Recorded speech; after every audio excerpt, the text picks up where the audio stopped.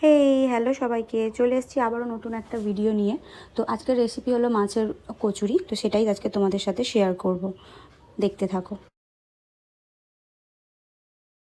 তো ফার্স্টেই আমি ময়দাটা মেখে নিলাম, আমরা যেভাবে লুচির জন্য ময়দা মাখি। তারপরে এরকম ছোটো ছোটো ডো করে, তারপর পেঁয়াজ লঙ্কা কুচি দিয়ে হালকা করে ভেজে নিয়ে আদা কুচি রসুন কুচি দিয়ে দেব। আর সাথে যেসব বেসিক মশলাগুলো হয়, লঙ্কা গুঁড়ো, হলুদ গুঁড়ো, জিরে গুঁড়ো, এইগুলো দিয়ে দেবো।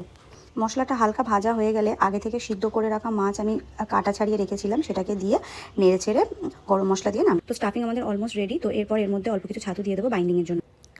ময়দাগুলো যেগুলো ডো করে রেখেছিলাম সেইগুলো এরকমভাবে দিয়ে অল্প অল্প করে সেই স্টাফিংটা দিয়ে এরকমভাবে মুড়ে দেব। মুড়ে তারপর আবার এরকমভাবে একটা করে ডো বানিয়ে নেব। দেখতেই পাচ্ছ আমার ডোগুলো। তো এবার এটাকে বেলার জন্য একদম রেডি। এবার আমরা যেভাবে লুচি ভাজি ঠিক সেইভাবেই বেলে এটাকে আস্তে আস্তে ভেজে নেব।